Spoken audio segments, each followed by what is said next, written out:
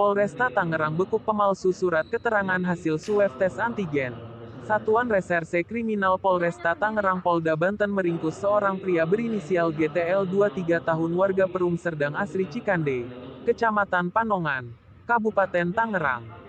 GTL ditangkap di Perum Mustika, Desa Pasir Nangka, Kecamatan Tiga Raksa, Kabupaten Tangerang, Sabtu 14 Agustus 2021. Kapolresta Tangerang Kombes Pol Wahyu Sri Bintoro menerangkan, awalnya jajaran Satreskrim Polresta Tangerang mendapatkan informasi mengenai adanya praktik pembuatan surat hasil tes swab antigen secara ilegal. Selanjutnya, tim melakukan penyelidikan guna mengungkap informasi itu. Kami kemudian menangkap tersangka GTL yang pada saat ditangkap sedang membawa surat keterangan tes swab antigen COVID-19 yang dikeluarkan salah satu rumah sakit swasta di Kabupaten Tangerang, kata Wahyu saat konferensi pers yang turut dihadiri Kabid Humas Polda Banten AKBP Sinto Silitonga di Gedung Presisi Polresta Tangerang Polda Banten, Selasa 24 Agustus 2021. Surat itu kemudian diselidiki dan diketahui bahwa surat keterangan tes swab antigen itu diduga palsu. Hal itu juga diakui oleh tersangka GTL saat proses pemeriksaan. Tersangka memalsukan surat keterangan tes swab antigen dengan cara memindai atau scan dan mengeditnya dengan perangkat lunak komputer sehingga seolah itu adalah surat asli, tambah Wahyu.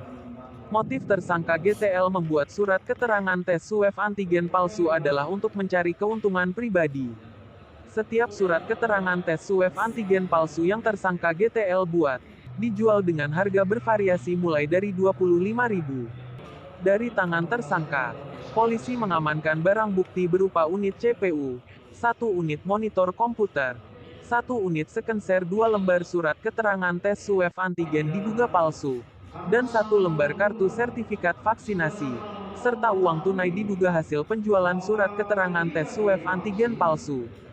Guna mempertanggungjawabkan perbuatannya, tersangka GTL dijerat pasal 263 KUHP dengan ancaman hukuman paling lama 6 tahun penjara dan pasal 268 KUHP dengan ancaman hukuman paling lama 4 tahun penjara.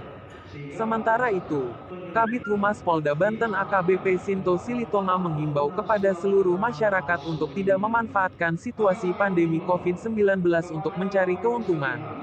Untuk seluruh masyarakat yang ada di wilayah hukum Polda Banten, kami himbau untuk tidak melakukan hal-hal yang melanggar hukum seperti membuat surat keterangan hasil swab antigen palsu, kata Sinto.